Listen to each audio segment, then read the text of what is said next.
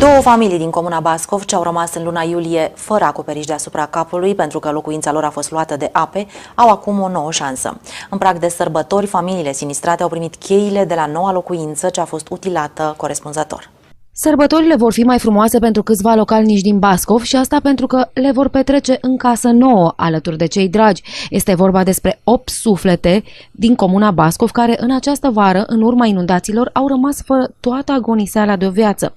Dar cel mai important lucru luat de ape a fost locuința lor. Acum au șansa la o nouă viață. Autoritățile locale, cu sprijinul voluntarilor din cadrul Asociației Habitat pentru Umanitate, alături de conducerea Casei de Cultură Adriana Trandafir, ce a organizat un bal de caritate, dar și alți oameni de suflet, au reușit să construiască locuințe noi pentru familiile sinistrate. Comuna Bascov a fost grav afectată, cum a fost în ultima 100 de ani, din punctul meu de vedere, de inundațiile din data de 29 iulie, între care câteva zone care au fost mai afectate, zona satului Schiau și mai ales partea aceasta a satului, cât și câteva străzi din comună, strada Prelungirea Mișunele și alte străzi din zona satului, fostului sat Valea Ursului.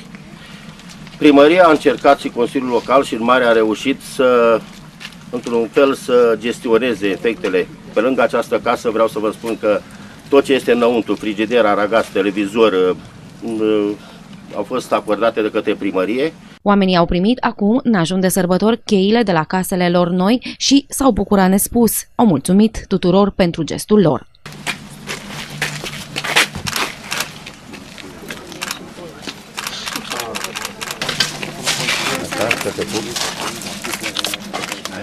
Haideți și voi! Ne-au ajutat foarte mulți, le mulțumim foarte mult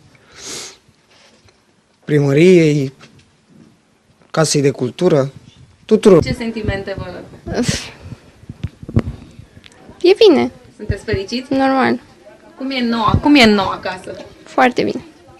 Aveți un mesaj pentru cei care...